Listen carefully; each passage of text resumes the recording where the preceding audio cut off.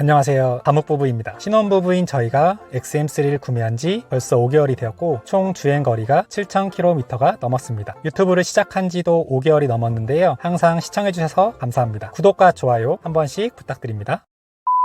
오늘은 XM3를 타면서 느낀 점을 영상으로 담아보려 합니다. 그 중에서도 이 기능이 있어 운전하기 편하고 도움이 된 몇 가지 기능에 대해 말씀드리겠습니다. 첫 번째는 워크어웨이 도어락입니다. 굳이 스마트 키를 꺼내서 문을 열거나 할 필요 없고 차에 가까이 가면 문이 열리고 차에서 내린 후 일정 거리 이상 멀어지면 자동으로 잠기게 되는 기능입니다. 문이 잠기면 띠릭 이런 소리가 나면서 문이 잠겼음을 알려줍니다. 스마트 키는 가방이나 주머니에 넣어놓기만 하면 돼서 정말 편한 기능입니다. 하지만 가끔 가방이나 주머니에 스마트폰이라든지 전자기기가 같이 있는 경우에는 작동이 안 되는 경우가 종종 있을 수 있으니 문이 잘 잠겼는지 눈으로 확인하거나 소리로 잘 확인하시면 됩니다.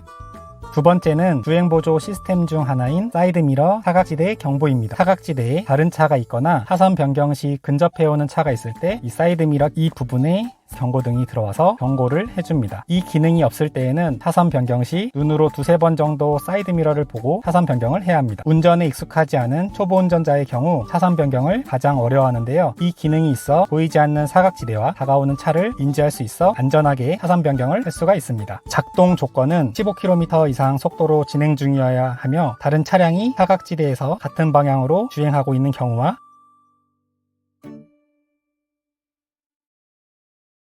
뒤쪽 후방에서 빠르게 접근할 때 작동이 됩니다.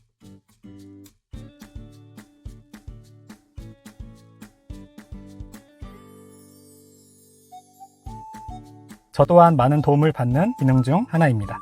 세 번째는 오토홀드 기능입니다. 교차로, 교통정체, 신호 대기로 차량이 정지한 경우 오토홀드 기능을 사용하면 운전자가 이 브레이크 페달에서 밟을 때도 제동력을 유지해주는 기능입니다. 이 기능은 신호 대기 시에 브레이크를 계속 밟지 않아도 돼서 발의 피로도를 줄여주고 안전에도 좋은 기능입니다. 이 버튼이 오토홀드 작동 버튼인데요, 이렇게 불이 들어오면은 오토홀드 기능을 사용할 수가 있고요, 이렇게 끄면은 오토홀드 기능이 사용할 수 없습니다. 그래서 오토홀드 사용할 때는 항상 이 불이 들어왔는지 확인하시고요. 이렇게 오토홀드 기능을 사용하면 계기판에 경고등이 계속해서 점등되어 있는데요, 이렇게 경고등이 들어와야지만 올바르게 작동이 되고 있음을 알 수 있습니다. 이럴 때 바를 때도 차량은 움직이지 않습니다. 오토홀드 사용을 하지 않을 때는 이 모양이 안 뜨고 브레이크에서 발을 떼면 차량이 움직입니다. 오토홀드 기능을 사용할 때는 이 A 모양이 뜨고 차는 움직이지 않습니다. 경사로에서도 밀리지 않고 정지 상태를 유지해 줍니다.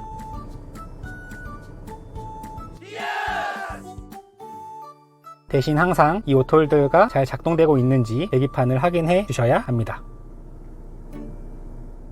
네 번째는 어댑티브 크루즈 컨트롤입니다. 운전자가 선택한 속도와 앞차와의 거리를 유지시켜주는 기능입니다.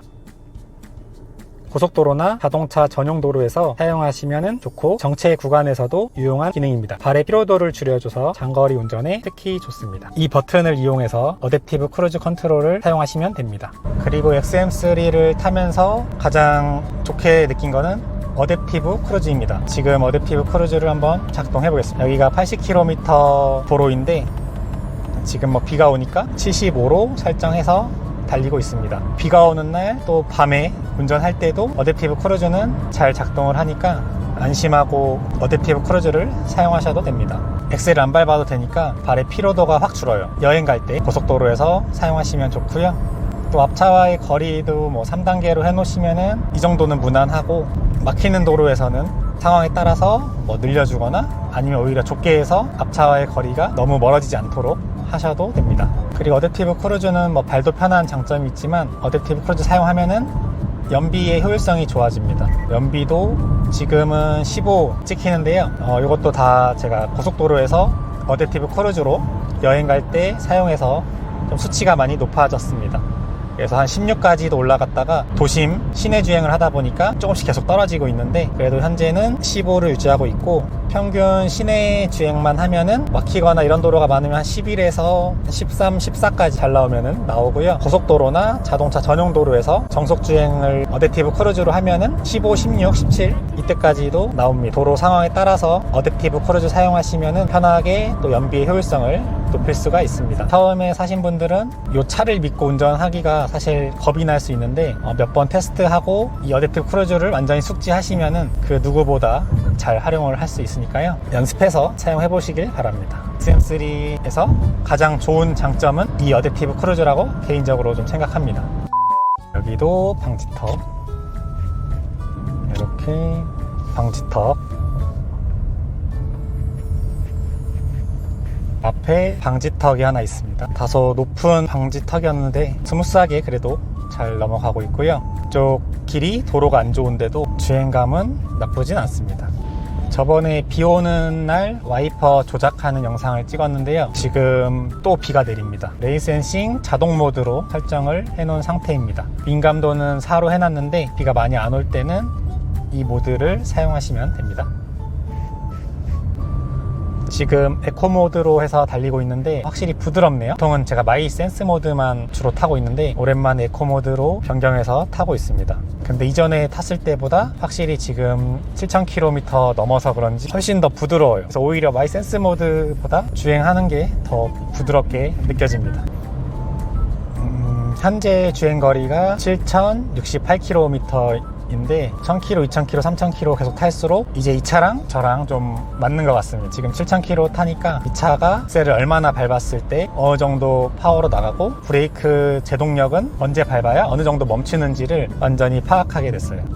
그래서 저희가 뭐 새로 자동차 같은 경우도 핸드폰을 사더라도 주요 기능을 알려면은 며칠이고 써봐야 익숙해지듯이 새 차이기 때문에 저도 적응하는 기간 또 익숙해지는 기간이 필요했는데 이제는 완전히 익숙해진 것 같습니다. 제 차 같은 경우는 썬팅은 레이노 S9로 되어 있고 앞에 쪽은 35%, 그 다음에 나머지는 15%로 세팅되어 있습니다. 이게 보통 뭐 국민 농도라고 해서 많이 한다고 해서 이렇게 했고요. 낮에는 전혀 뭐 시야에 방해가 되지 않습니다. 근데 밤이 되면은 전방은 괜찮은데 양옆 쪽으로는 시야가 많이 어두워져서 가끔 창문을 내리고 확인하는 경우도 있습니다.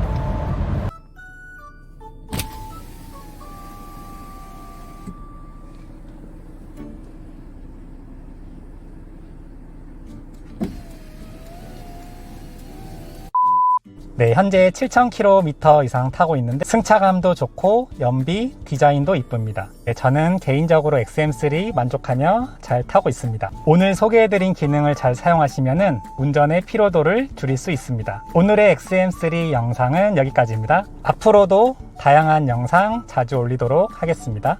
네, 시청해주셔서 감사합니다. 구독과 좋아요 부탁드립니다.